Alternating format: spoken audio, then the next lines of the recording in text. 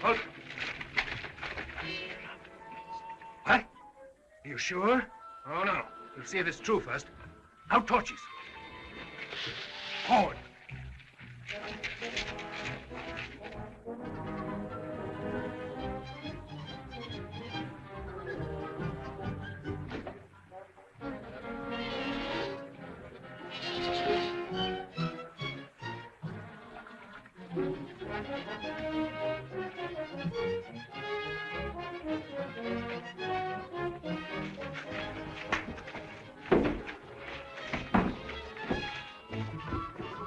Hey, gently there, gently. A little more respect for the king's wife.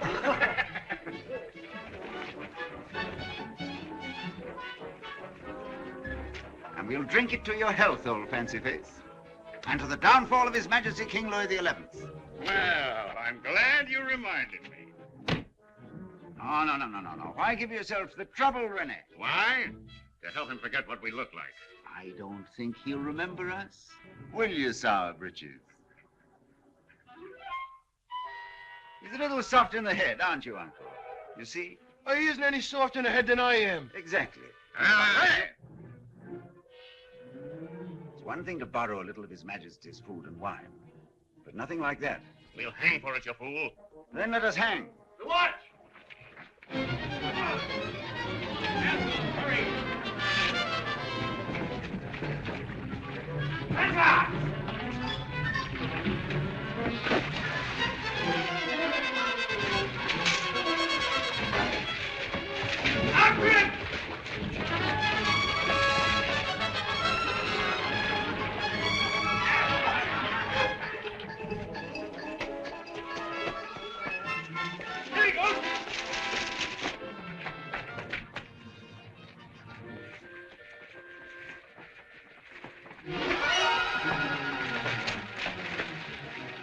Must be somewhere. Some of you search that way. The rest follow me. Search the fire! Get up and come to the tree!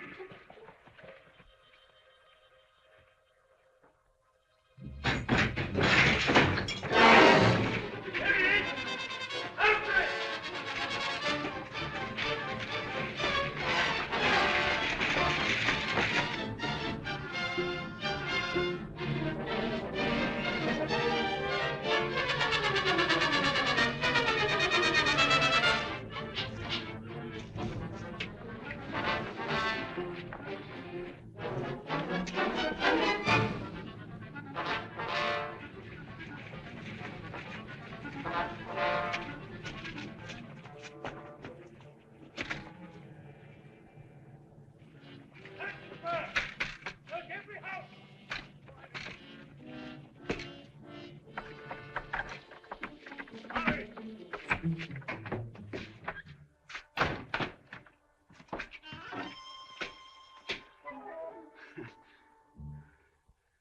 morning, Father.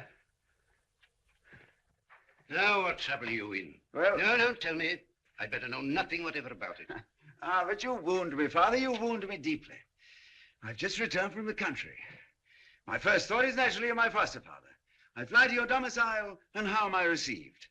Like a fly in the soup. In the first place, you haven't been in the country because you couldn't get through the Burgundian lines without wings. And if there's one man in France who has not got wings, it is you, Francois. And in the second place, I hear that you were drunk every night last week in the Fur-Cone Tavern with a wench who rejoices in the name of Fat Margot. Oh, that's not true, Father. I choose to believe it.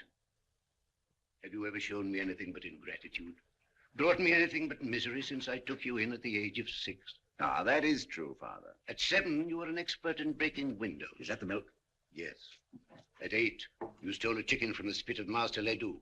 Small, thin chicken. Don't cloud the issue. At 11, you stole a goat. Yes. The fat goat. And at 14, you were carefully avoiding your classes at the university to spend your days fishing, gambling, and writing questionable verse. Yet I took a master's degree. You can't deny that. And for what? So that you could become the foulest example of laziness and loose living it's ever been. Open in the king's name. What have you done? Nothing. I just came from the country. Open, I say!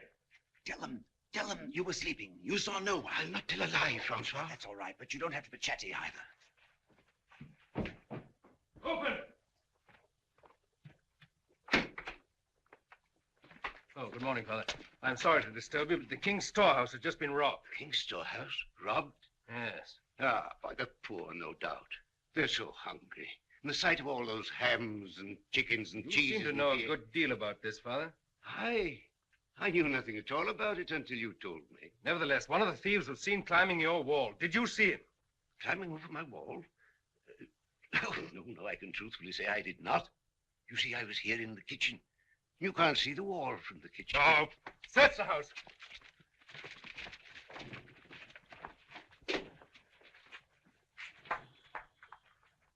Is this your breakfast? It was my breakfast. Upstairs, quick! Hurry!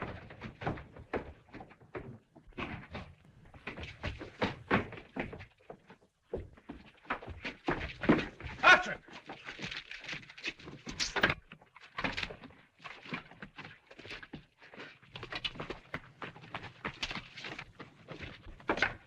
I'll see you again, Father.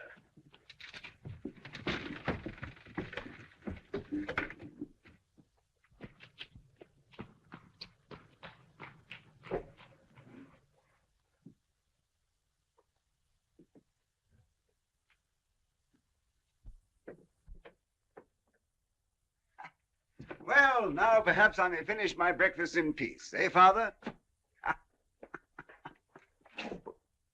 You come with me.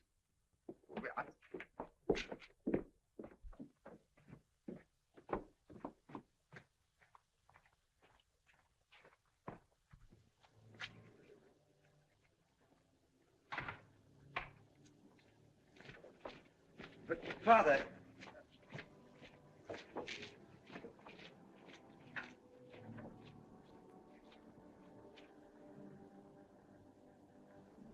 But, Father, it'll soon be daylight, and I...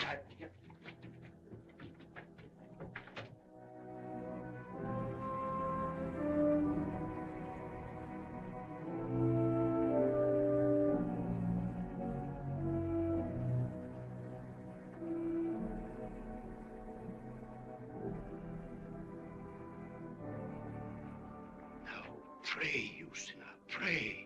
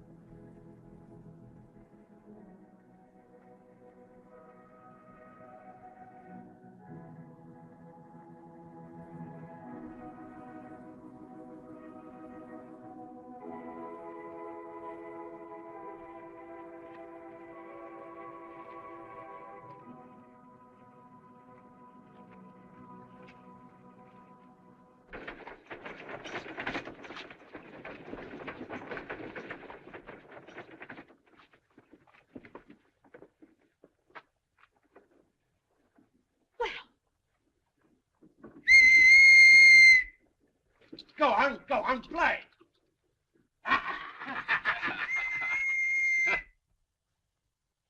Wait here, milady. I'll dig them out in a way they'll remember.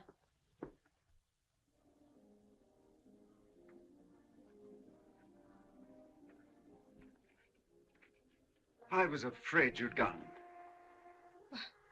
I've never seen you before in my life. Ah, but you've forgotten my dreams. I've dreamt of you always. Each night we've roamed the starry way together. Each morning I waked with despair in my heart to realize no mortal could be so fair. Yet here you are, the loveliest lady this side of heaven. I find to my shame my dreams have done you less than justice. Oh, my lady, I eat and drink thinking only of you. Wherever I look, I see you only. Of course, if I had better manners, I'd keep this to myself, but you see, I have no manners. I do indeed. Ah, but we are as we are. For what purpose, no one knows. Perhaps I was born to inhale the perfume of your hair and to exhale the music of the ages. May I read you a poem? No? Oh, thank you, my lady. If I were king, ah, love, if I were king, what tributary nations would I bring to stoop before your scepter and to swear allegiance to your lips and eyes and hair? Beneath your feet, what treasures I would fling. The stars should be your pearls upon a string. The world a ruby. Lady! The world a ruby for your finger ring. And you should have the sun and moon to wear if I were king. Let these wild dreams and wilder words take wing. Deep in the woods I hear. Milady, won't you accept this poem? Shall we beat him, milady? Yes, but not too hard. Just lightly. There he is. Thought you'd got away, did you? Aren't you François Villon? François Villon, Captain. At your service. Huh. Is this the man you saw in the storehouse? I've never laid eyes on him before. Have I, fancy face? Are you sure? I've an eye like an eagle. Well, maybe. But I think we'll just take him along to make sure. One moment, Captain. There must be some mistake. I saw this gentleman at his prayers in church. Good day.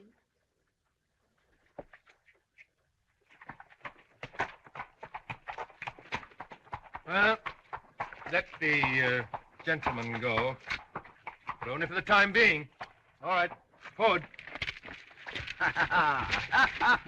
Goodbye, Sir Britches.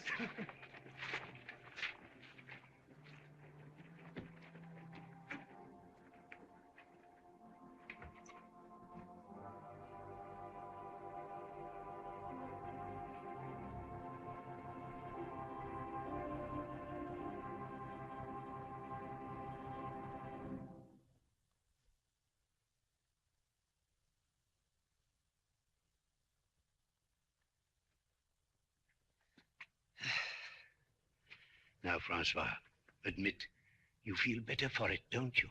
I do, Father, I do.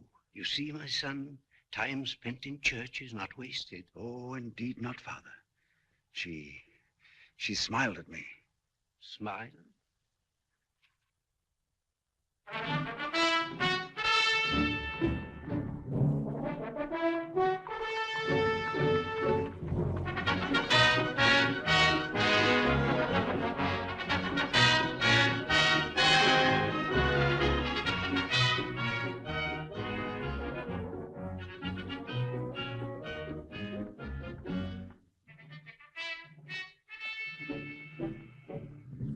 Catherine.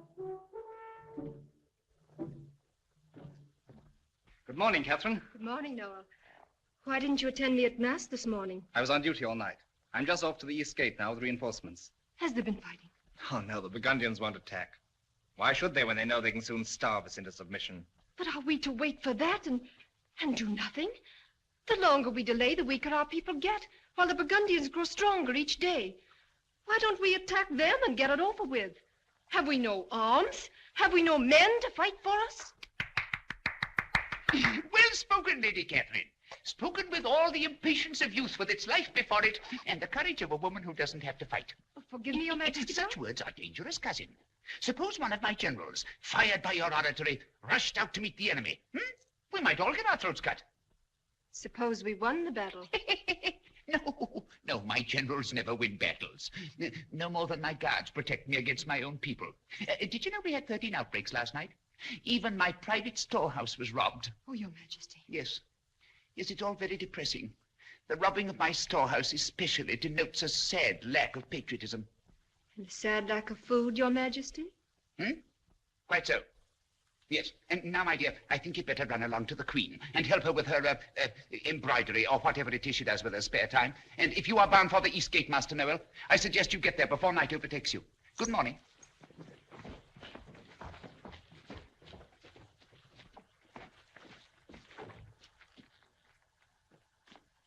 Lucini, what brings you here? I've just come from a meeting with a delegation of the citizens of Paris.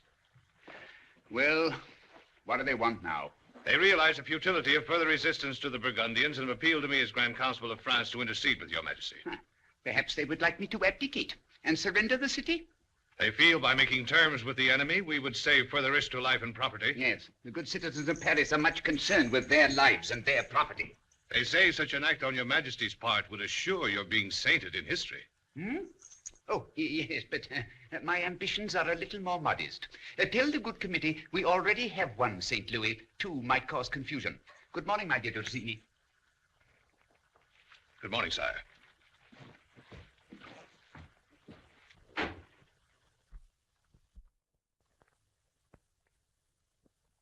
Tell me, Oliver, if you were one of our beloved rabble, that is, cold, hungry, with no good reason to love your king, what would you do, eh? Well, You'd desert to the enemy, wouldn't you? Never, sire. You think not? That is because you are not one of the rabble. You're under obligations to your king, who has rewarded you well for faithful services. But there are some who have not your high sense of loyalty, my dear Oliver. Look at this arrow now. It came over the walls last night from the Burgundian camp. See? A very clever device. It's a message. It's written in gibberish. But the one for whom it was intended would understand it. Wouldn't it be interesting to know who that one is? Eh, Oliver? Yes.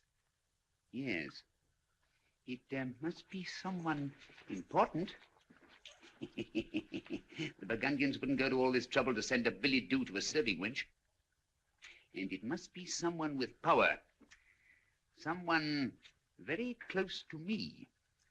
Am I making you nervous, Oliver? No, sire. I know that Your Majesty trusts me. Yes. Yes, Oliver. I trust you across the room. And that's farther than I trust anyone else. Well? Your Majesty, the prisoner is most obstinate. Has he been fully persuaded? Oh, yes, Your Majesty. But he still refuses to confess. Foolish fellow. Perhaps a little of my persuasive powers may cause him to change his mind. Give me that arrow. Come along, both of you.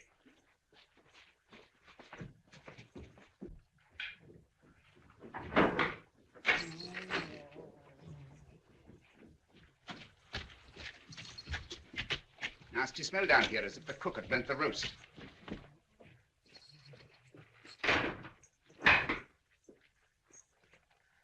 Come now. Tell me, my man, for whom was this intended? Come. Why bring all this suffering on yourself? Better use your tongue while you have it. He still has his tongue, hasn't he, Tristan? Yes, Your Majesty. Now, do be sensible. After being watched for days, you were seen picking this up. You plucked it from the ground and hurried away with it. You were followed first by one, then a second, then a third. You took to your heels, but they brought you down. Now, you'd better speak while you can speak. Where were you taking it to? Where, I say, where? Where? Landlord, for Grand Tavern. Mercy. And for whom was it intended? Eh?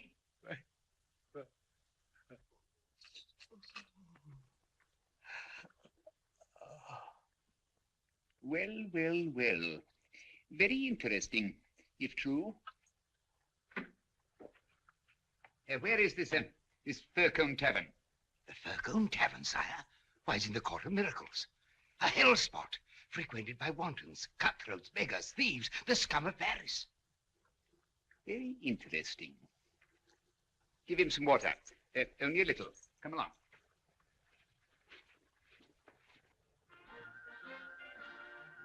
He was down. No. Now you listen to me. I'll tell you what to do. I said to him.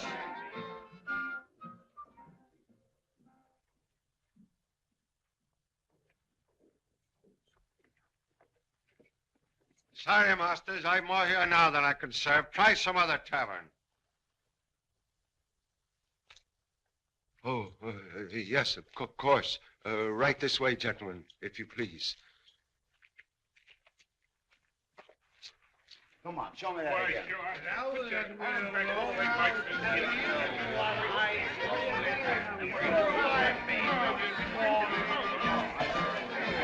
Be seated, gentlemen. Now, what is your pleasure, my masters? A demi-flagon of Burgundy. Let me have it. Out of sight, you numbskull. You want to have us all hanged? Give me the note and break that shaft to the kindling. Demi-flagon of Burgundy. At once, my masters. At once. There's one for the gibbet. Interesting. But who is the other one, sire? The traitor. Patience. I hesitate to even mention his name until I'm quite certain. But the man confessed it to you. Ah, but under what persuasion? Under similar conditions, I'd confess to the burning of Rome, even to playing the fiddle. Why, hello, gentlemen. Get off my lap. Not till you buy me a drink, Birdykins. Will you kindly remove yourself? No, Pussykins. Why don't you ignore her? The wine, gentlemen. Oh, yes, and bring 2 big spiced steaks. Here. And some bread and cheese. Your change, master. Lady, please. Why, we can stay drunk for a month on this. No, you must give that. Oh, no, you don't. My generous love.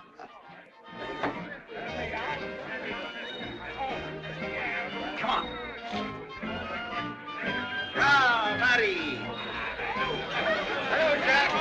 Hello, food and wine for everybody.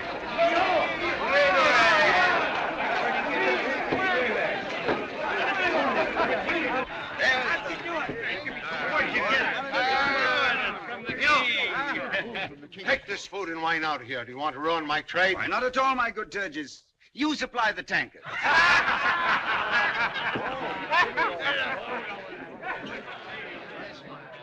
Why, you get. I'm sorry to see you in such bad company. And you, Colette, with Father Time himself. Oh, Father Time, lay not thy frost upon this budding flower. On bitter seas of passion tossed, forgive its tiny hour. And thou will get. Waste not thy heart upon this juiceless mold, ere all thy fragrant youth depart, and leave thee useless, old. Isn't that beautiful? Who is this cockroach? Why, that's François Villon, the poet. Ha! A tinker of verses, gentlemen. No offense. Poetry is its own worst enemy. Come, join me in a bottle of wine, fit for a king. We borrowed that from the king. You get it. Give me a little. Well, there. Here's to King Louis. May the hide rot in his carcass, and may the Burgundians take the city away from him. Oh, better still, may they take him away from the city. For he who does nothing gets nothing, and he who dares nothing deserves nothing. To king nothing. You drink more than is good for you, my friend. What can a man do but drink when France is going to the devil and a nincompoop sits on the throne? I suppose you could do better if you were king. I don't wish to appear boastful, Brother Longnose, but I should think a child of 2 could do better. Really? Really? Had I been born in a brocaded bed, I might have led armies and served France. As it is, you see me here consorting with cutthroats and wantons and wasting my time on a dull old buzzard like you. Well, if it's so easy to be king, how would you begin? First, I'd eat. Oh, not common food like this, of course. Something more suited to my station. Having fortified myself on hummingbirds and goldfish, my next step would be to clean house. The vermin who infest the palace I'd hang in clusters.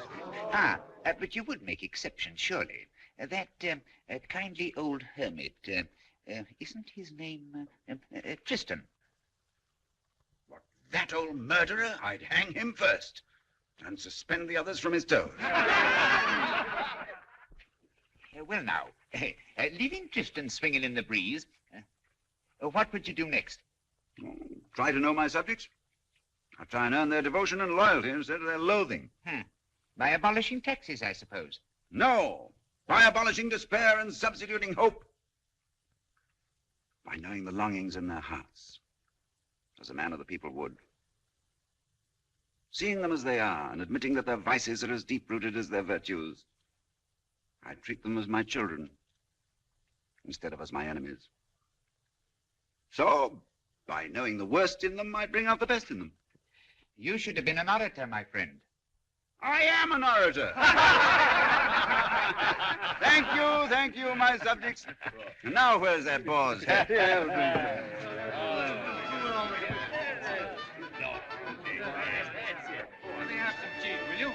Ah, my little dove. Which do you prefer, the brains or the snoot? Francois, what would you do for me if you were king?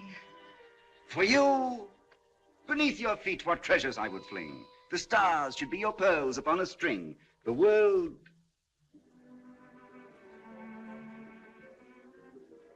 a ruby for your finger ring. And you should have the sun and moon to wear if I were king. Would you do that for me? I said, why did you write that anyway? I never heard it. Oh, I don't remember. You lie like 7 hounds of hell, you snake. You wrote it for some other wench. I swear on my hereditary honor. You haven't any hereditary honor. Oh, me, the Stygian flames, burn my tongue to a crisp and scatter the ashes in the sticks. You don't have to get poetic. You're a dirty liar, and I can tell it by the look in your eye. You're a two-faced, double-dyed, deceiving buse, and I only wish I could think of something good. Here, clown, for your rhymes. Thank you, my lady. That's more than I usually get. I suppose you're going to keep it, you dog. Francois, you must leave. Hurry, they came back. Who? The watch? Yes, the guard at the storehouse betrayed you. They tortured him. I told you you'd hang us all. The minute they left, I hurried along here on the chance of finding you and warning you. And they followed you.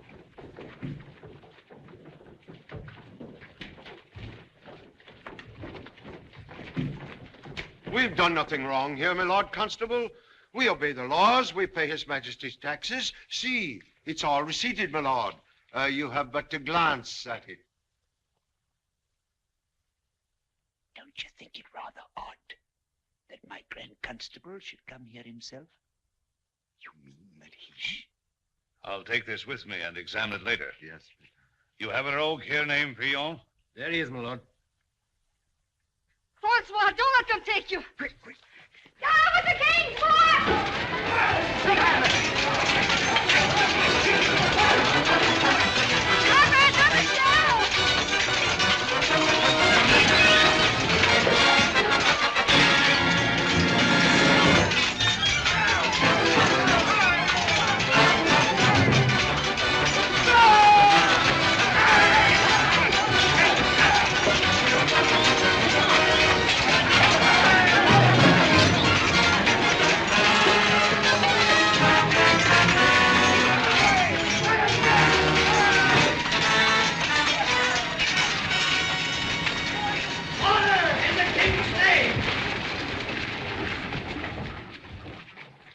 Drop your arms, all of you.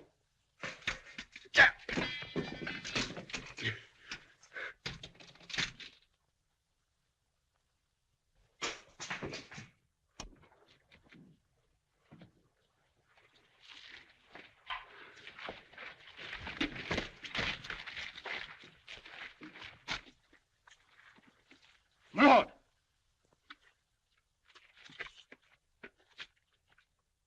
Pretty night's work, Master Villon. Devaux, Lafarge. So it was you, my dear Dulcine. Take him out and hang him. One moment, young man. Who are you to interfere with the king's justice? I am the king's justice.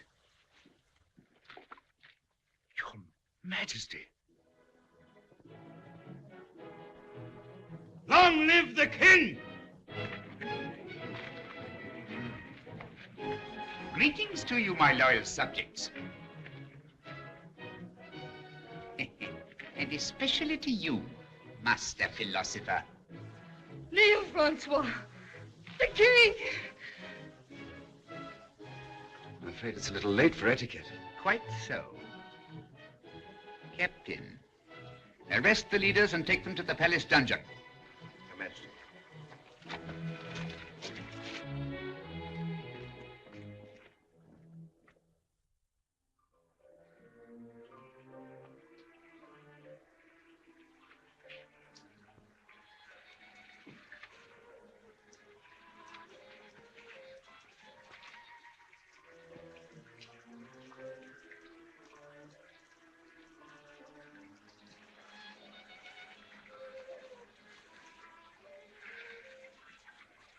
Oh, I knew there was something wrong the minute I sat in his lap. I suspected him. Well, if you suspected him, why didn't you say something about it? Oh, well, it doesn't matter anymore. But why did you have to insult him? Why couldn't you keep your mouth shut? Yes, and the way you're going to hang everybody. Upside down. You leave him alone, you. Can't you see he's writing poetry? Fine time to be writing poetry. What time could be finer? If a man isn't inspired by his own death, he's beyond inspiration. Now, here is our epitaph. Epitaph? What's that? Oh, usually something good about somebody bad. After they're dead. Oh. O brother men who after us shall live, let not your hearts be hardened to our fate.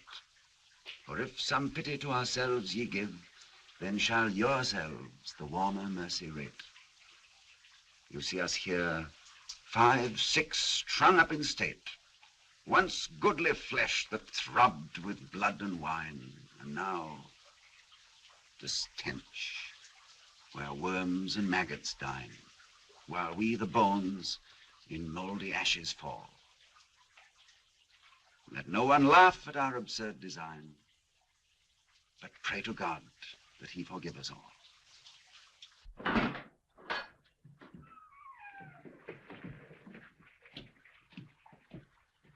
François Villon. Francois. Francois, don't leave me. I'm afraid I must. But I'll come back. I always come back. But this time you won't. Oh. We'll meet again, sometime, somewhere. I promise. Now smile. I want to remember you that way. Come on, smile. Come on. Then say something funny. Funny. Oh. Here goes Francois, child of France, to swing into his final dance. His neck, at last, shall have the chance to weigh the tonnage of his pants.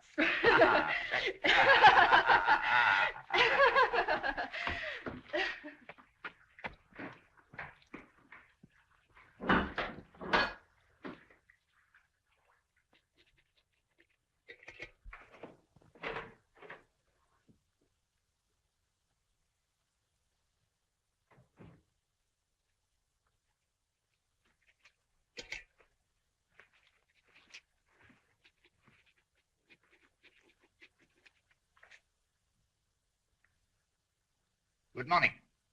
You may leave us. I suppose you're wondering what I'm going to do with you. Your Majesty is not the imaginative type. I can almost guess. Don't you think that's rather a dangerous tone to use under the circumstances? What danger is there? Beyond hanging. What indeed? Compared with some of the choicer forms of amusement, hanging becomes a pleasure. I could have you boiled in oil, or sliced, or drawn and quartered, and there are other tortures that for the moment escape me. Yeah, I beg your Majesty's pardon. You should. Especially as I am not going to hang you yet. Your Majesty. No. Don't get emotional. I am nothing if not a just man. Last night you did me a slight favor by ridding me of my chief traitor. Oh, quite unintentionally, my friend. Nevertheless, you shall have your reward. Your Majesty will never know my gratitude. No, I probably won't. On the other hand, you did insult me publicly. You did make revolutionary speeches, naming yourself as my successor. And you did rob my private storehouse and eat the loot right under my nose. I didn't know it was Your Majesty's nose. But you knew it was my storehouse. And you did top off the evening by assassinating my Grand Constable in cold blood. Yes. Yes, this places us on the horns of a dilemma.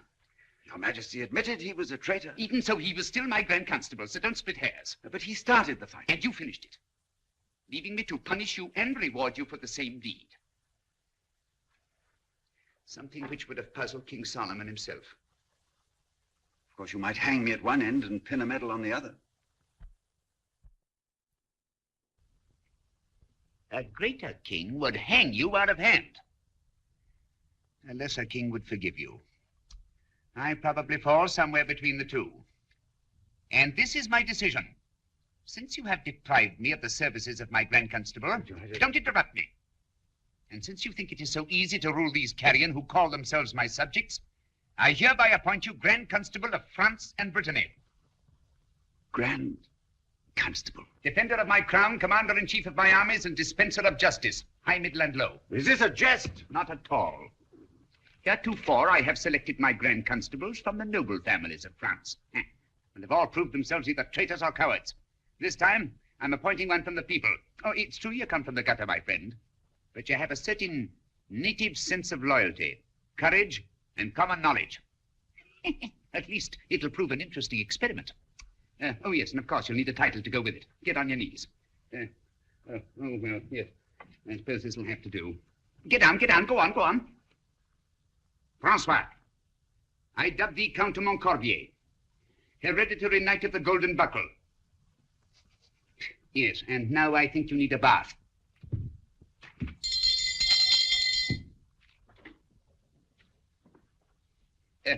Show the Count de Montcorbier to his rooms. This way, my lord.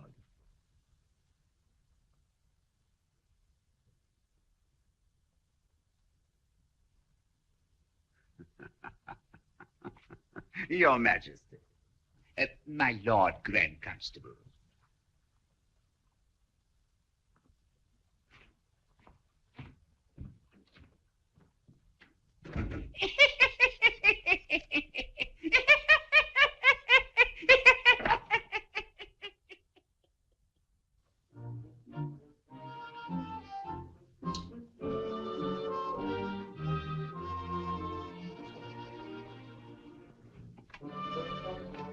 My Lord Tristan.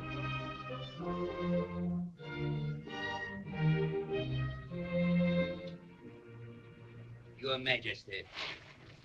My Lord Tristan, what is all this I hear? Do you see me murdered? Yes, Your Majesty. Oh, how horrible. Yes, Your Majesty, but what does it matter since he was proven a traitor? Nevertheless, a very high-born traitor. I cannot understand His Majesty taking such terrible risks to bring about his downfall, when you could so easily have disposed of him with a cup of poison wine. I quite agree, Your Majesty. And the scoundrel that murdered him, who was he? A cutthroat of the first water, Your Majesty. A flea-bitten poet named François Villon. François Villon? What is it, my child? He's the one I told you about, Your Majesty. The one who accosted me at the church. Oh, the scoundrel. Hanging's too good for him. I should inform I beg of Your Majesty not to. The poor fellow's in enough trouble as it is. If Your Majesty will permit. The purpose of my visit is to inform you that His Majesty requests the immediate attendance of the court in the throne room to meet with the new Grand Constable. New Grand Constable? Who is he? The Count de Montcorbier, Your Majesty. If I may say so, Your Excellency is greatly improved. Thank you, Oliver. I'm glad you think so. I feel as slippery as a worm. No. And your quarters, Your Excellency. I trust Your Excellency approves of them? My Excellency approves. Very nice, very nice. I suppose I have larger rooms for more formal occasions. Why, of course, Your Excellency. You have your state chambers, your private trial room, your personal torture chamber, and your... That's enough. Now, what do I do? Do, Your Excellency? You govern. You govern France. Oh, yes, of course, I govern.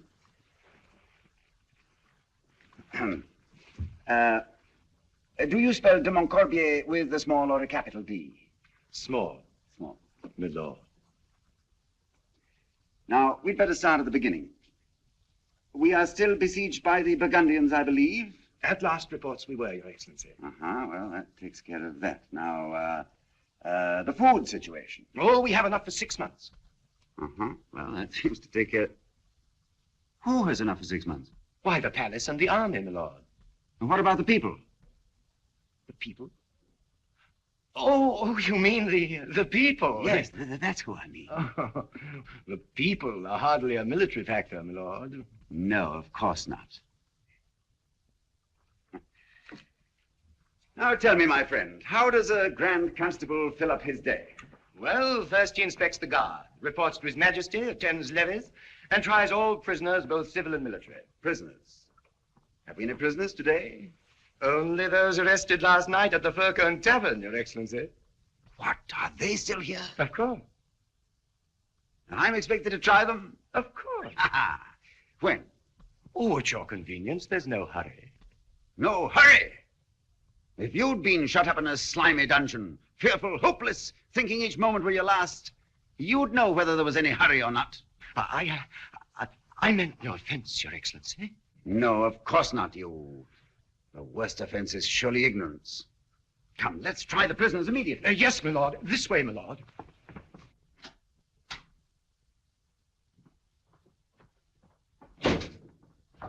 This way. My lord, His Majesty's compliments. And will you attend him in the throne room to meet the court? My compliments to His Majesty. But I have some prisoners to try immediately. But, my lord, I hardly think His Majesty will enjoy being kept waiting. Neither would the prisoners. Come on, Oliver. But, my lord...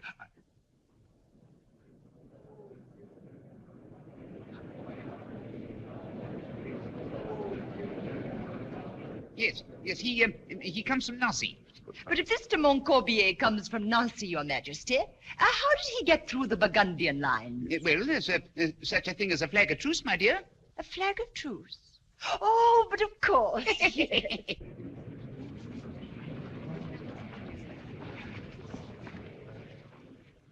Well?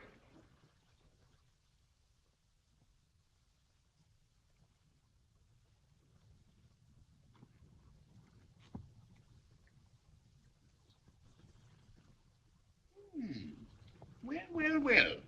Your Majesty, my lords and ladies, the court will remain assembled. Come along.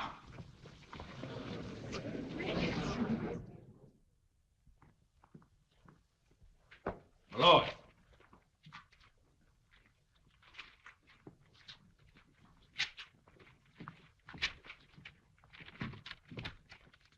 Your Excellency, the prisoners before you are charged with violating the curfew, assault and battery, suspicion of conspiracy, suspicion of having participated in the robbery of the king's storehouse, receiving stolen goods, and showing armed resistance to arrest.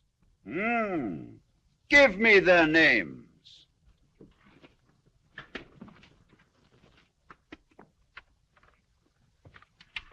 Robin Turgis. Yes, Your Majesty. I didn't have anything to do with it, Your Dignity. All I did was receive a paper from one man and give it to another man. And I hadn't the slightest idea it had anything to do with the enemy, so help me. And yet you received 100 gold pieces for each transaction, I believe? That's a lie, Your Dignity. All I got was 10. If anybody got 100 pieces, it wasn't me. All I got was 10. I only did it 5 times. I got 50 pieces here to prove it, because I wouldn't touch the filthy money. Robin Turgis, you're a thief, a receiver of stolen goods, a conspirator, and worst of all, you water your wine. But, my lord... Silence! If I had it within my power, I'd have you hanged and strangled, roasted over a slow fire, and boiled in your own diluted wine. However, His Sovereign Majesty, Louis XI, defender of the faith and champion of the people, has decided on a new policy of extreme mercy. So, I am reluctantly constrained to fine you, 50 gold pieces, which you will pay to the captain of the watch. Does that mean that I am free? It means you are entirely free. Now get out. Free? Oh! Oh! Long live the king! Long live the king! Long live the king!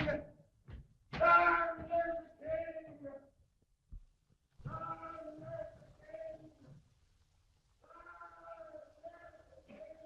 Next, we have René de Montigny, Guy Tabary, Colin de Cailleux, Cazin Cholet, Jean Leloup. As fine a bunch of rascals as I've ever seen. Are you guilty or not guilty? There must be some mistake, my lord. Not guilty, Your Honor. I was home in bed. I'm only a poor locksmith, Your And I studied for the cloth, Your Silence! René de Montigny, you were seen leaving the king's storehouse in company with the gentleman on your left and that arch rogue, François Villon. That's a lie, Your Honor. Villon was with me all the time the storehouse was being robbed. Oh, and how did you know the storehouse was being robbed? You just said so. Didn't he say so? Oh, I don't know anything about it. I was home in bed. Ladies, ladies, you must not disrupt the dignity of this court. Silence! Now, René de Montigny, did you rob the king's storehouse or didn't you? Storehouse? Why, I didn't even know he had a storehouse. Neither did I. I'm just a poor but honest locksmith. And I was home in bed. So was I. We were all in bed. It is becoming more and more evident that a grave injustice has been committed. Since you were all home in bed, you can't possibly have robbed His Majesty's storehouse. Probably this Villon did it all by himself. That's a lie. He was with me, I tell you. I won't ask you where.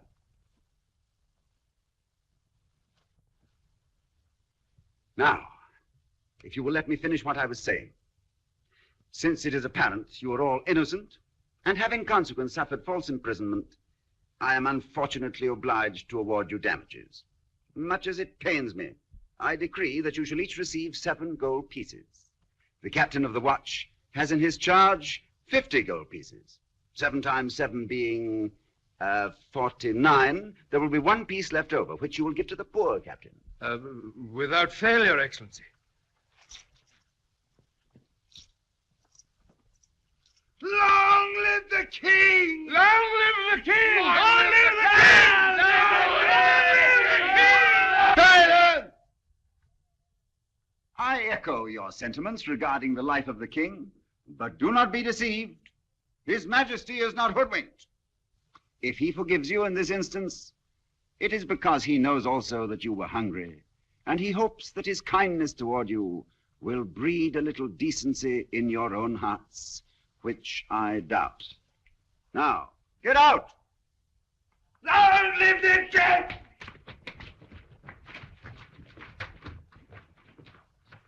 Could I ask a question, my lord? No, you may not. Just one moment, Captain. You may go. Lord.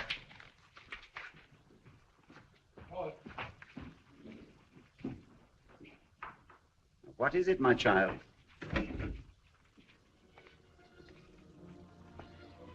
Could you tell me if Villon is safe? At the present time, yes. Thank heaven and God bless His Majesty. Amen to that. Why are you so interested in this rascal? Because I love him. Oh, he's a dog if there ever was one, but I love him. He doesn't deserve it. Oh, I know that. Your name is Zuguette, isn't it? Yes, Your Honor. Villon spoke to me about you. He said you might ask about him, and if you did, to tell you he doesn't deserve your affection. And to give you this ring.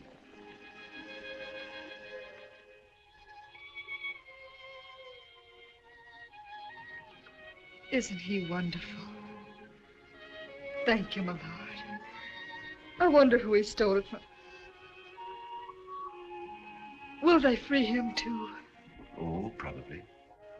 Thank you, my lord, for all your kindness.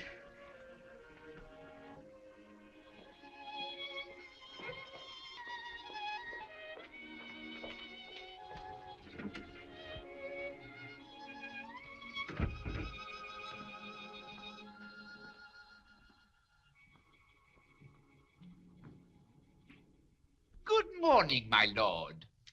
Oh, Tristan, how do you like my new magnanimity? I think your majesty will live to regret the whole joke. Well, the trouble with you, Tristan, is that you've no sense of humor. You're looking at a new Louis, Tristan.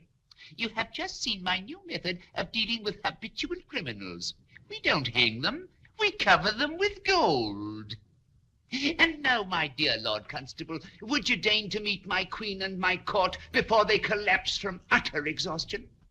Your Majesty. My Lord Grand Constable.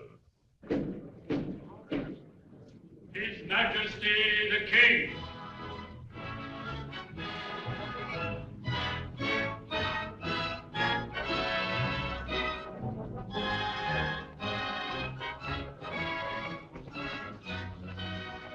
My dear, this is the Count de Montcorbier. My lord.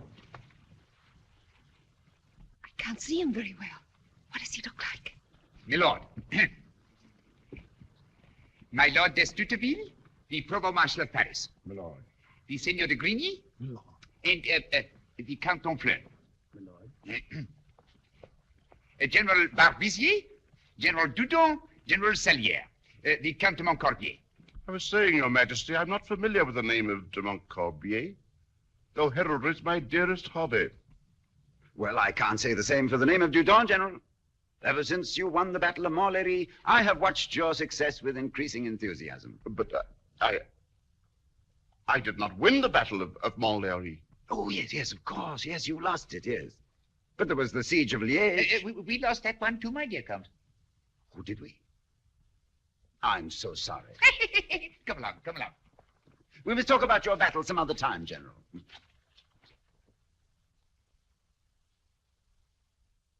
Duchess de Langeais, Vicomte de Gratilla, Seneschal of Paris, the Count de Mont...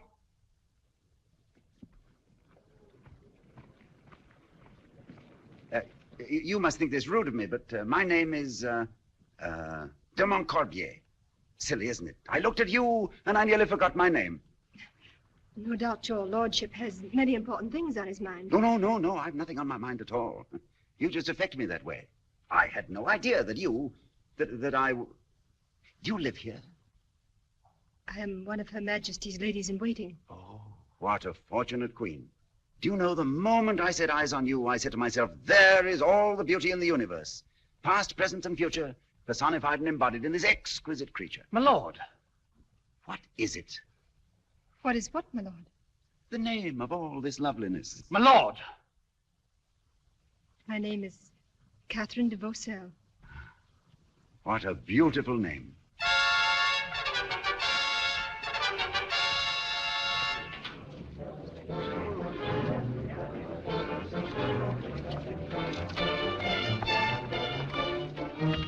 Your Majesty, a herald from the Duke of Burgundy has entered the city under flag of truce. He demands audience. Admit the herald of Burgundy. Your Majesty, if the terms of surrender are at all reasonable, I should be very tempted to accept them. Would you? The army is extremely unsettled, Your Majesty. Desertions every day, Your Majesty. Thank you. I shall remember what you have said.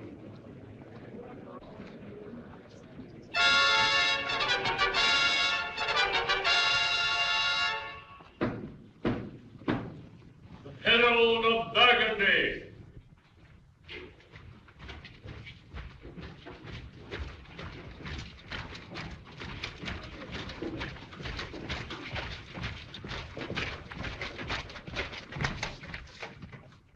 You have something to say, Sir Herald?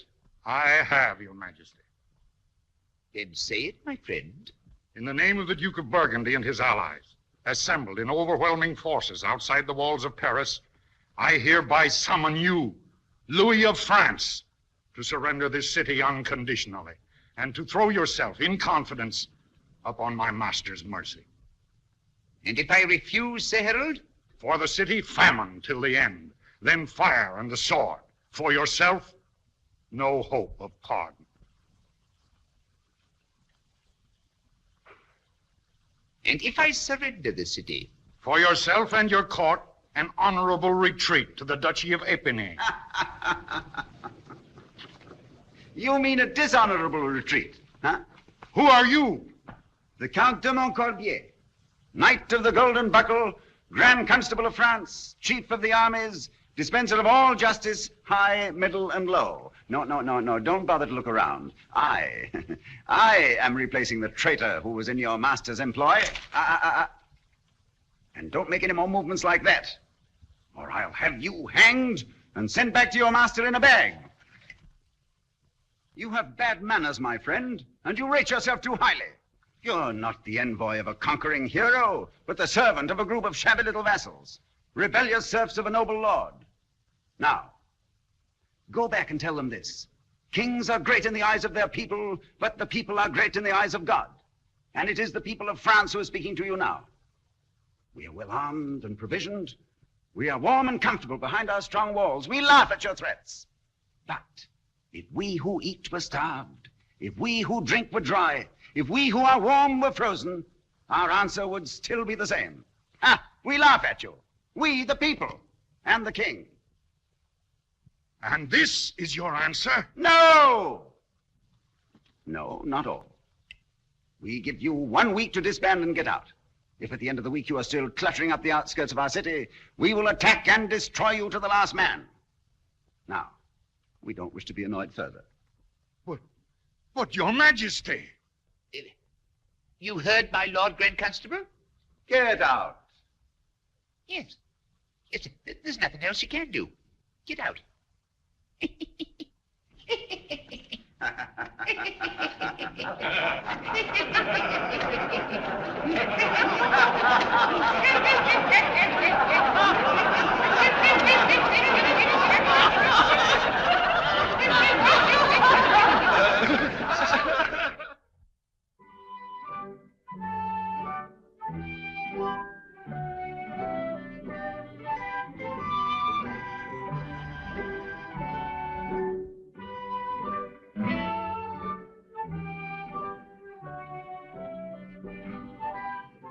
But what do you think, my lord?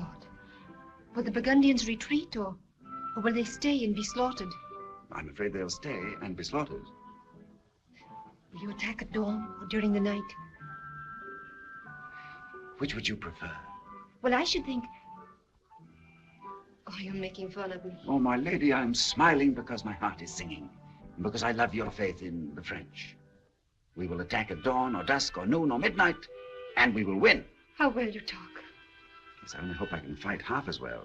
But you may be killed. Not if I can help it. And yet, what a glorious death. To die for France. Yes, it's better than some I can think of. But death in any form should be avoided, if possible. Will you wear my kerchief into battle?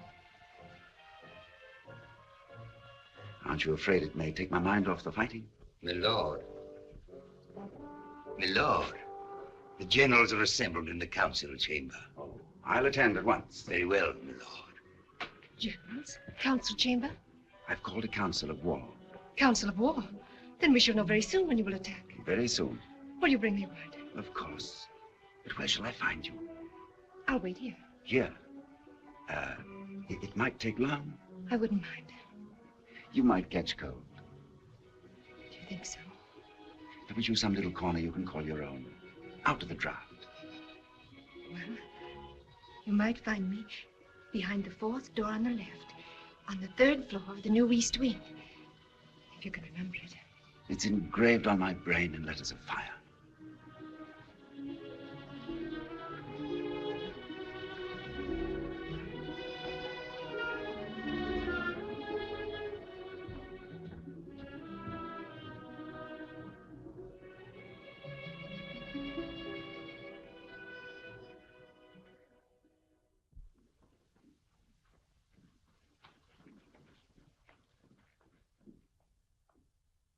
It's an insult, Your Majesty, that I should be asked to discuss this matter with such a man. I quite agree with General Dudon. The whole thing's a waste of time, Your Majesty. He knows nothing whatever of the situation.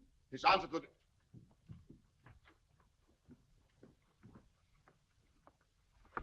Your Majesty. My lords.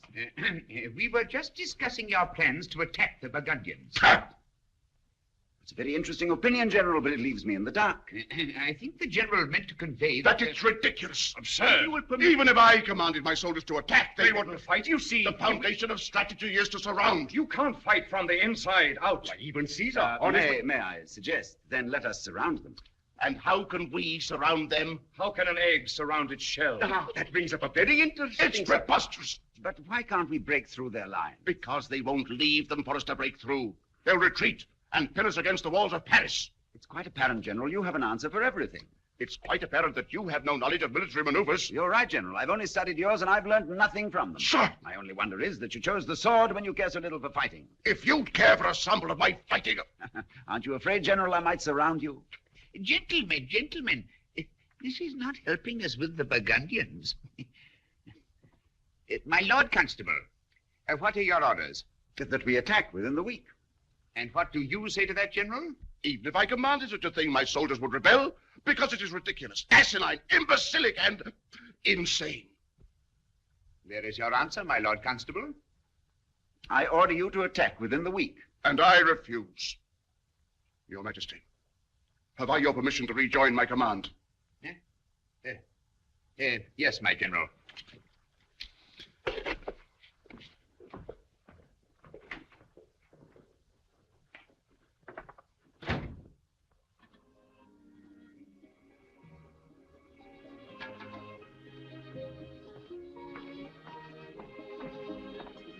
Your supper, milady.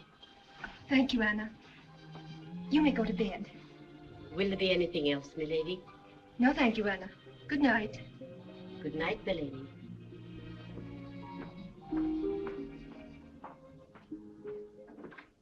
In that way, I'm sure we would succeed. But, my dear Count, without the support of General Dudon, who seemed quite adamant to your plan, it would be useless for us to attempt what you suggest. But, my dear General, if I... What are you talking about, eh? Your Majesty. Your Majesty, have we your permission to rejoin our commands? You may, Generals.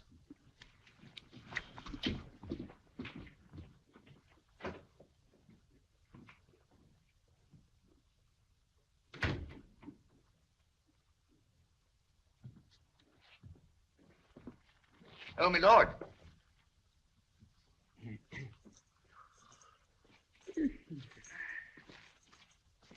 It's not quite as easy as you thought, is it? Your Majesty, if you will give me a little time... Yes. But you haven't much time, have you, my dear Count? I don't quite understand, Your Majesty. Didn't I tell you? No, I suppose I didn't. Well, now, let me see. You freed 8 prisoners from the Fir-Cone Tavern and gave each of them a small present, eh? Yes, Your Majesty. What did you do about the 9th prisoner? But there were only 8. Only 8? Now, I could have sworn that there were 9. Tristan, how many prisoners were taken from the Fir-Cone Tavern? 9, Your Majesty. 9, yes, but that would include... That's right, Villon. François Villon. That rogue is always raising his ugly head, isn't he? I still don't understand, Your Majesty. And yet I believe I'm speaking perfectly plainly, my dear Count. I am asking you what sentence you are passing on a ruffian who resisted arrest and murdered one of my officers while doing so. What would you suggest? Boiling him in oil or breaking him on the wheel? Nothing so melodramatic, my dear Count. As I said before, this Villon rendered us a slight service, which we are repaying with a week of exalted splendor. A week? A week exactly. And at the end of that week, I shall expect you to build me an extra fine gibbet, and from it, hang Master Villon.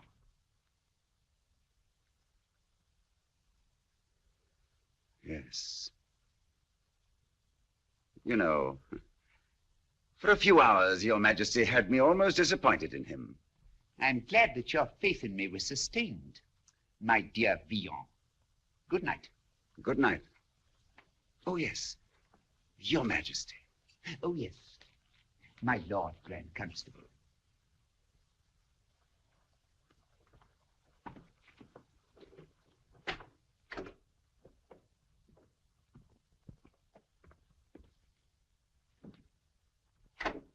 Your Majesty, what if he escapes?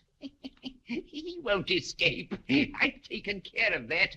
But did you see his face?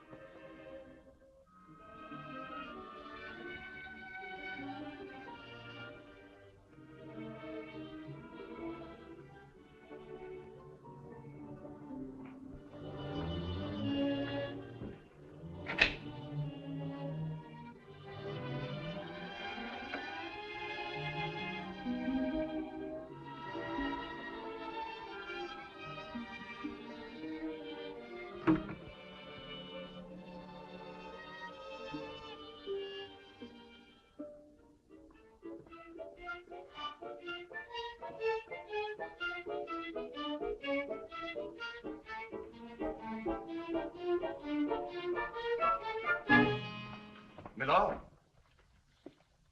were you intending to leave the palace? I was thinking of taking the air before retiring. Oh, but His Majesty doesn't want anyone to leave the palace at night, only with an armed escort.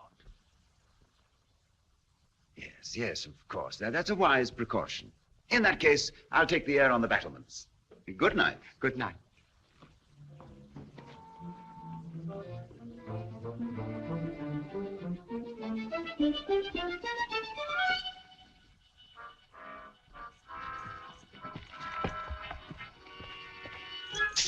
Oliver, after him. You two listen. Quick, quick.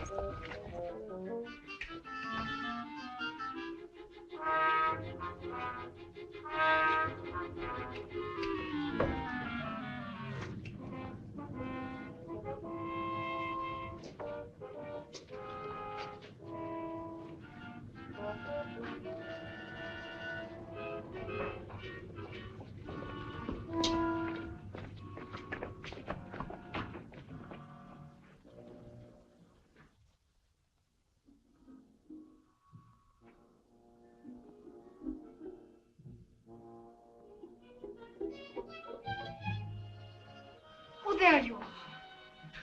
I was afraid you'd forgotten. How could I?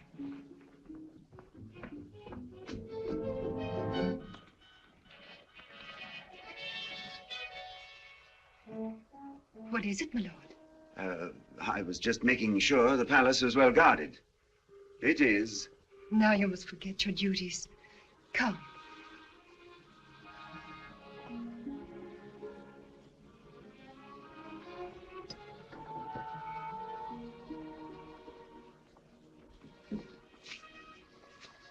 Sit down. Thank you.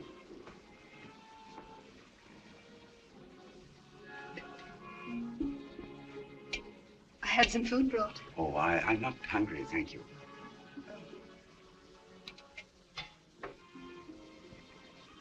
You're not comfortable.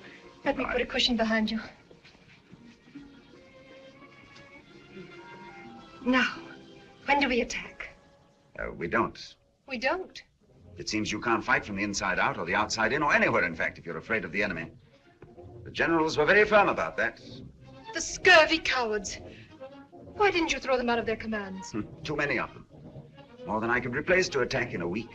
Well, then attack in 2 weeks. His Majesty only gave me one. Well, how can he expect you to do in a week what the others haven't done in a year? Because I said I could. I said it was easy. His Majesty is proving to me that it isn't. It's a pity. Because I think now I'd be quite willing to give my life to save the city and to make you proud of me. Oh, my lord. I'm so sorry. I had visions of the city free again. Food coming through the gates and travelers from far-off places. Hunts in the forest of Fontainebleau.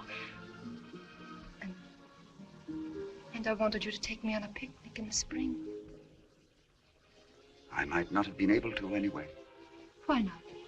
Oh, the spring is some time off, and time does strange things to people, doesn't it? I wonder in what misty isle the voice of Sappho thrills the air. In what green valley of the Nile does Cleopatra still despair for Antony, the debonair? The wind has blown them all away, the good, the bad, the foul, the fair. Where are the snows of yesterday? Who wrote that? Oh, a person of no importance, who is to be hanged. What a pity. Now, you shouldn't feel too sorry for him. Such wretches are born and live in the shadow of the gibbet. They're starved and tortured. The slightest wrong they commit is punishable by hanging. So, when at last they do hang, well, they've always expected it. Aren't we lucky we're not in their shoes? Yes, it is nice, isn't it? Poor starving people.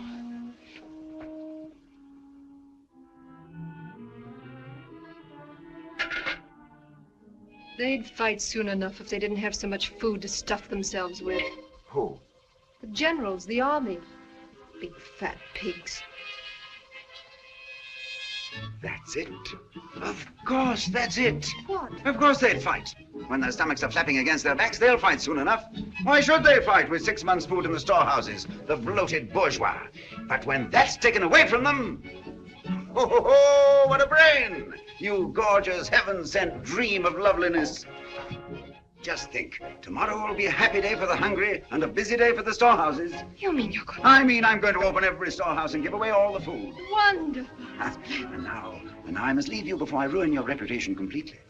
Well, my reputation hasn't seemed to bother you up till now. Since knowing you better, I respect you even more. Dare I kiss your hand? As you've already kissed me on the lips, I think you're becoming a little formal. Did I really? I thought I was dreaming. So did I.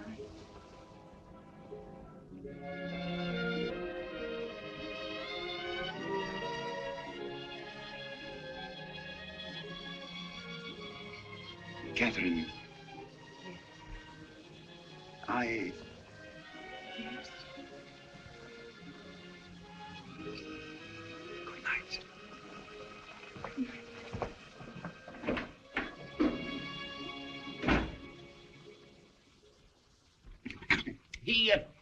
He never knew that he was being followed. He hadn't the slightest suspicion of it.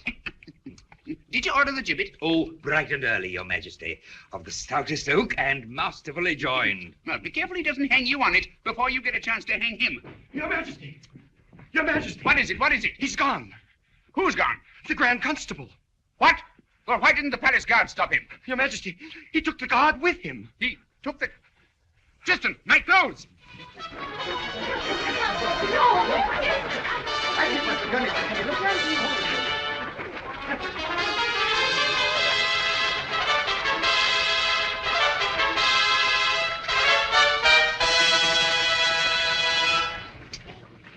In the king's name, being duly apprised of some shortage of food in certain sections of our city, I hereby command the keepers of my storehouses to relieve the condition by the immediate distribution of whatever stores are necessary for the relief and comfort of my beloved people.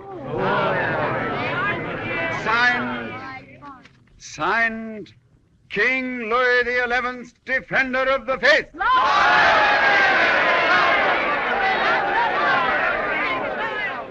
Forward, guard! Can I take a blast?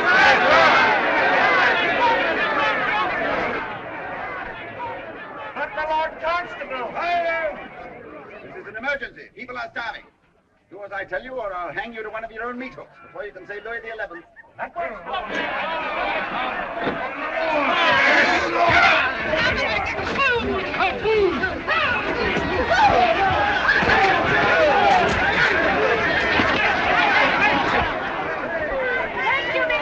But, my lord, I'll never be able to get in there. Well, then follow us. We're opening all the storehouses.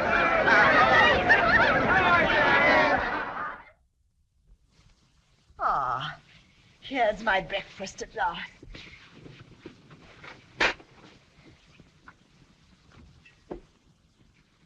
Where are my eggs? There aren't any eggs, Your Majesty. What do you mean? His Majesty has given them all away. What do you mean he's given them all away? To the people, Your Majesty. That's what the steward said when he came back from the storehouse. He tried every one, but it was always the same thing. His Majesty has given everything away. But this is ridiculous. Not His Majesty. I can't believe it. Catherine, go immediately to His Majesty and inform him what has happened. And tell him I must have eggs for my breakfast. And I don't care where he gets them. Yes, Your Majesty. Fish. From the moat, I suppose. I tell you, Your Majesty, there's no hope of victory. You're very comforting, my friends. Well, what is it? What is it? The Lady Catherine, with an important message from Her Majesty.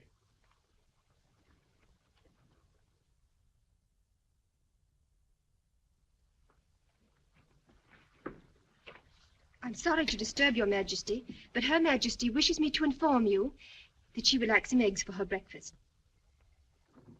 Well, wouldn't the kitchen be a good place to try? Oh, she did, Your Majesty, and there weren't any.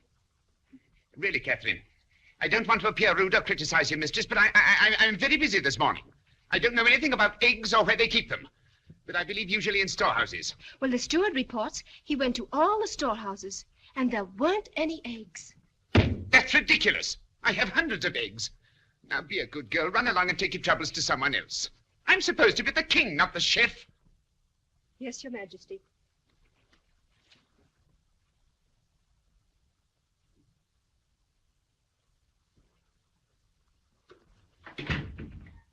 Eggs. Eggs.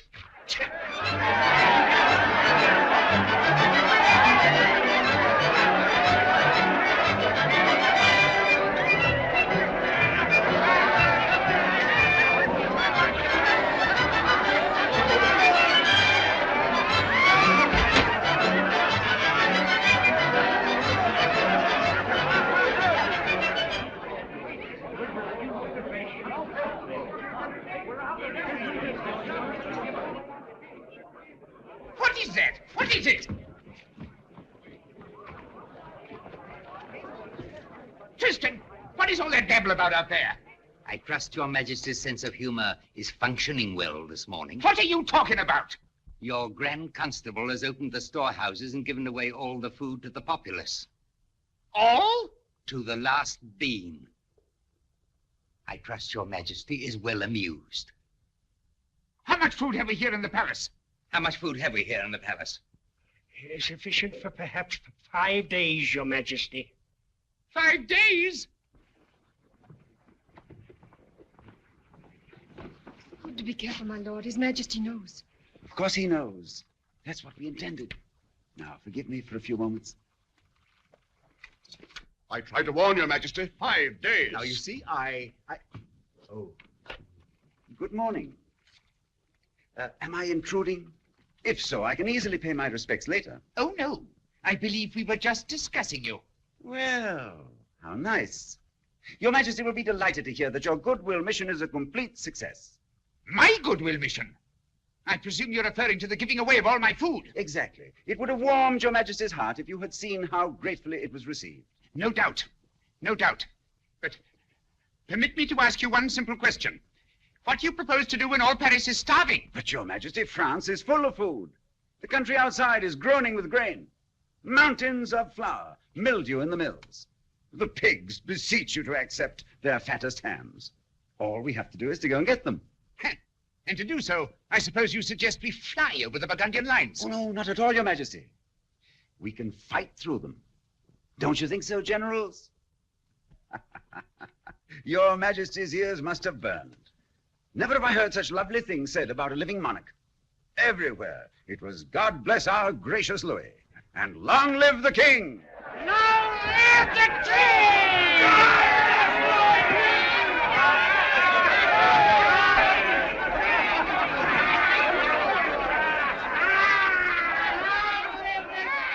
You know, there's something about all this I don't quite understand. What's hard to understand? The people's got no food, so the king gives it to them. I say, long live the king! Yeah.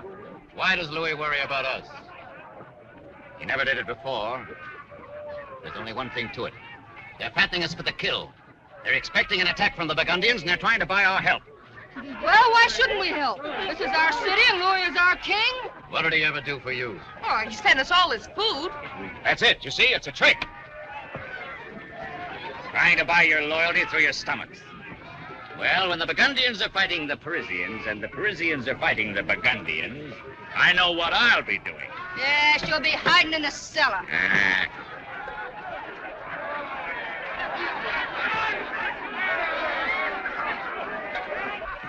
My child, Good evening, Father. weren't you with François Villon when he was arrested?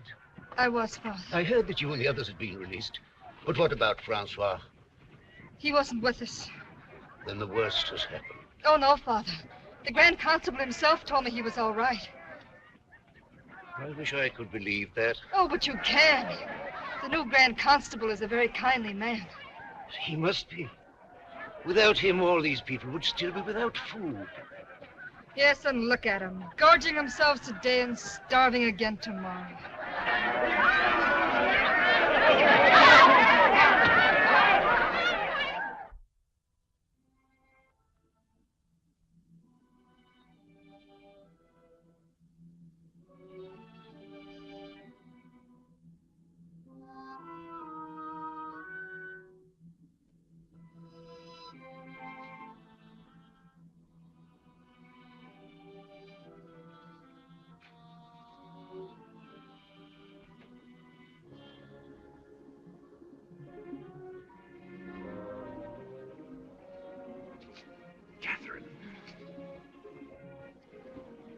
Well, it's happened.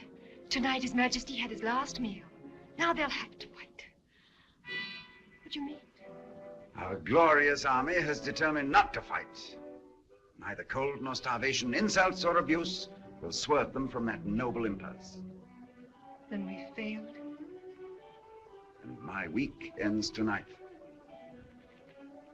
Is that why you've avoided me all week? No. No, I was busy at the walls trying to...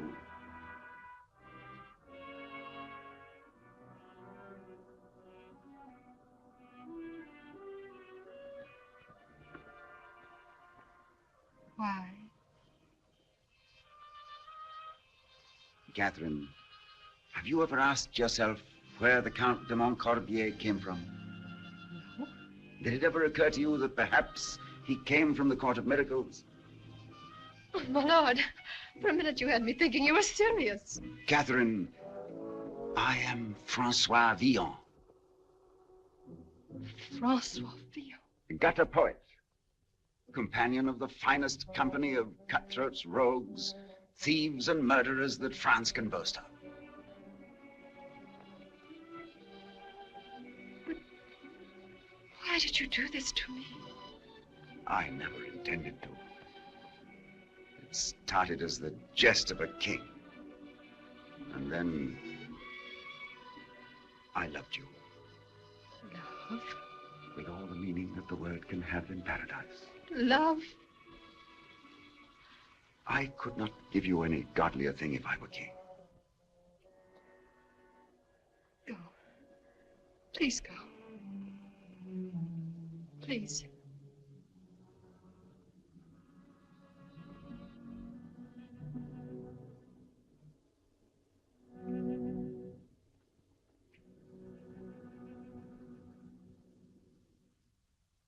Our commands are completely demoralized, Your Majesty. Not a man will obey his officer. They refuse to man the walls. I'd have them hanged. But who's to hang them, Your Majesty? They will not man the walls until they're fed. In the meantime, the West Gate is unprotected. But we haven't any food to give them. Your Majesty might pacify them with some sort of entertainment, such as perhaps immediately hanging the noble lord who gave away their food. An excellent idea, my lord. What is it, Father? I must see His Majesty. Or the Grand Constable. I'm sorry, Father, but that's impossible. I tell you, I must. I have urgent news. Wait.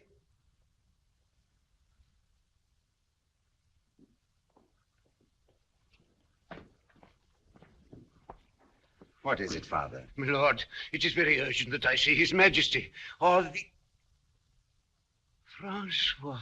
Francois. Oh. But Francois... One moment, Father. You may go. Now, what is it, Father? Francois, what does this mean? You here dressed like a... I'll explain that later. Now, what is your urgent message? I can tell that only to the king or the Grand Constable. I'm the Grand Constable. Francois, this is no time for jesting. De Montigny has assembled his cockleshells at the Court of Miracles. Hundreds, thousands of them. They know the Burgundians will attack soon, and then they plan to sack and loot the city. But, Francois, if you were there, you could stop them. They'd listen to you. They always have.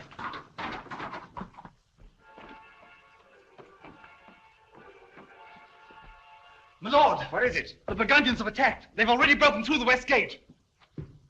Then it's too late. Too late. No, Father, it's not too late. You say my friends will listen to me. Then perhaps they'll follow me.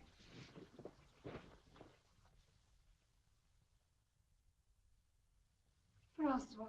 Where is he? Where is he? Where is he? So there you are, my Lord Grand Constable. You failed, haven't you? And failed miserably. Arrest him! After him! After him!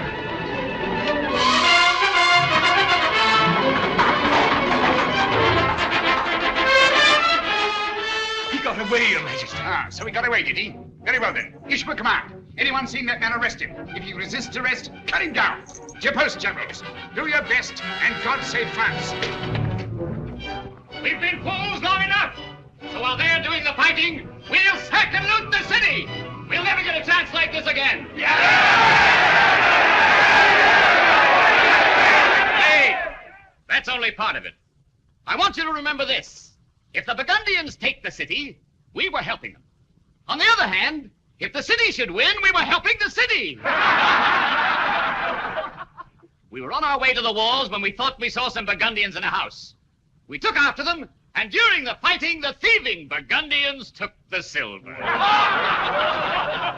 all very fine, but I'd like to know this. Who's going to lead us? Why, I am, of course. You! But I don't want any part of it. Why, for 2 whites, I'd... Why, for 2 whites, you'd murder your own mother.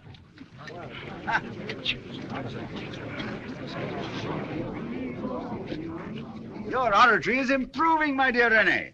Don't you think so, you get? Villon!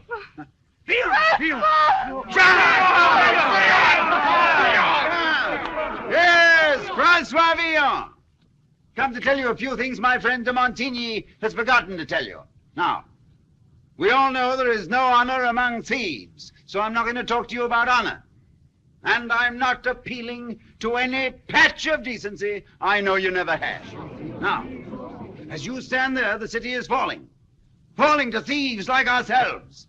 Cutthroats who have come all the way from Burgundy to take what belongs to us. Beggars to beg the bread from our beggars' mouths. Cut purses to cut our purses. And Max to mash our women. Are we going to let these poachers move in on our preserve? These country louts show us how it's done. No. Are they going to starve us to death? No. Then I tell you this. There is no city that can be conquered unless it wants to be. And whether they like it or not, we are part of the city. Yeah. The part that knows how to fight, or don't we? Why, of course we do. Good, then let's fight. I say let us fight! Come on, to the west gate!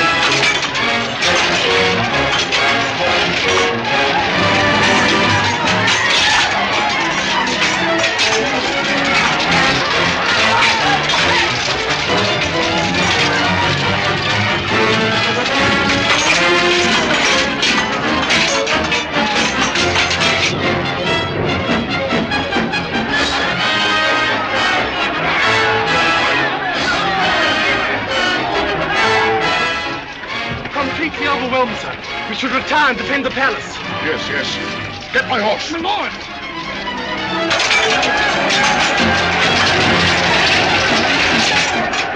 It's the Grand Constable himself, leading the people.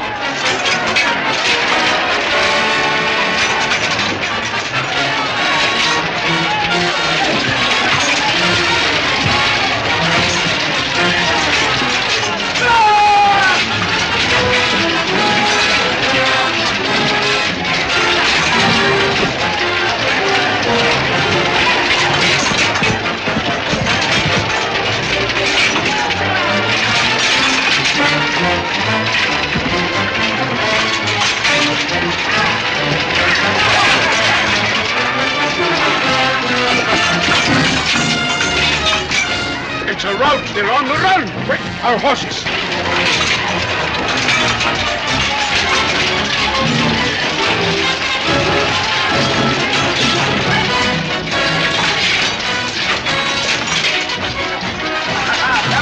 We've got him on a run. Come on, after them. Come on.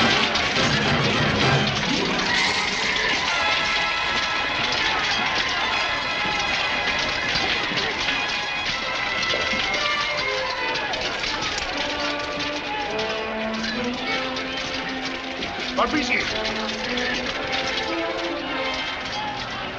Quick, father. Master Noel. Yes, sir? Take some men and arrest that traitor. Traitor? You heard His Majesty's orders. Carry them out. Come, gentlemen.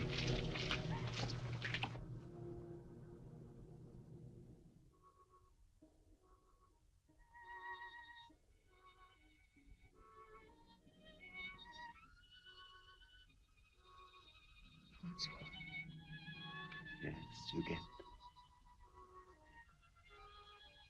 Don't leave me. I won't.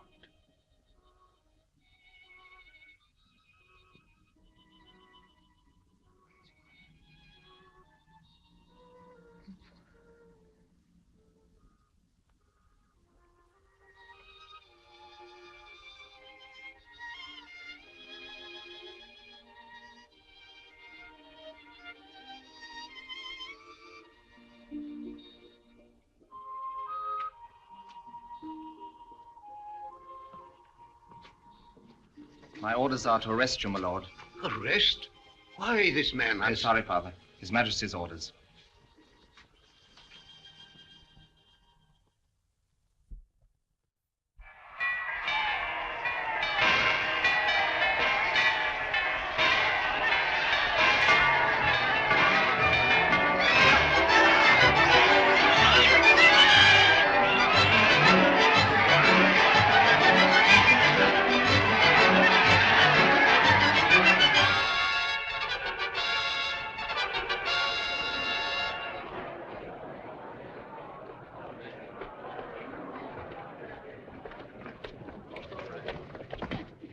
I have the honor to inform your majesty that our arms have been victorious on every side. The Duke of Burgundy and his armies are in full retreat. Well, well, well. You have done wonders, General. Oh, not entirely alone, your majesty. I have received able support from General Salier and General Barbizier. Your majesty's orders have been carried out to the last word, even to the running down and the arrest of your traitorous Grand Constable, whose fate is now in your majesty's hands. Excellent. The Count de Montcorbier, having proved himself a coward and a traitor, is hereby sentenced to be hanged this day. Your Majesty. Your Majesty, a great injustice is being done. Last night we were facing defeat when the city was saved by François Villon. Yes, François Villon. The man you know is the Count de Montcorbier. The one your Majesty has just sentenced to death. But, Your Majesty. Very interesting. Continue. Your Majesty, if you will permit me, this reverend gentleman will prove to you conclusively that what the Lady Catherine has said is true. Yes. But surely your majesty will not listen to I shall hear the reverend gentleman. Proceed, Father. It is true, your majesty. When I told Francois that the rebels were planning to sack and loot the city,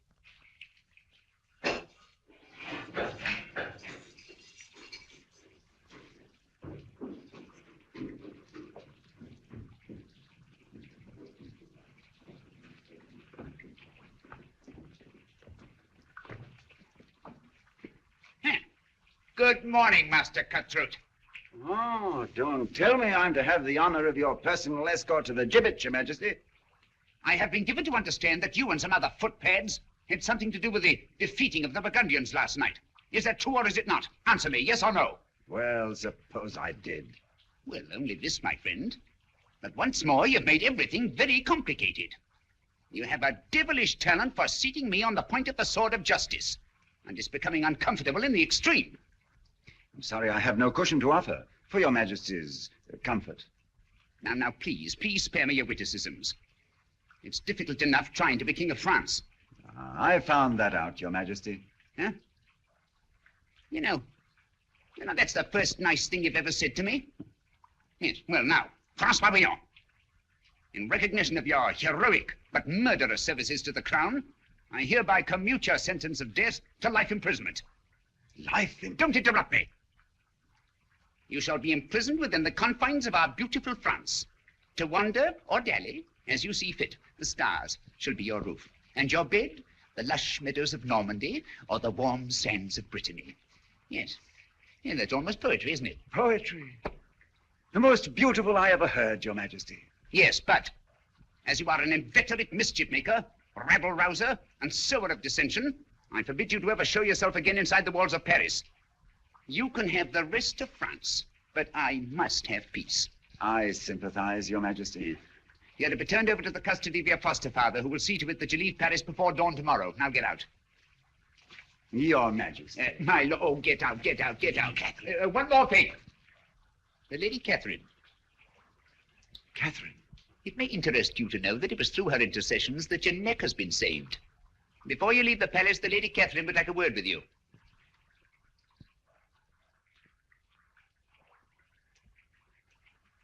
No, it's better this way. Will you thank the Lady Catherine and tell her that someday I hope to make the saving of my neck worthy of her efforts?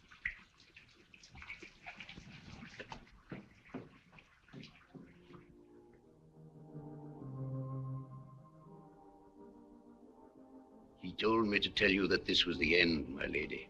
If something can have an end that never had a beginning, that he's going on hoping to find a further understanding of the things that have now come to him. Father, when did he leave? About an hour ago, my child. What road did he take? I promised not to tell. Was it the east? No. The south? I promised not to tell. Oh, thank you, Father. Thank you.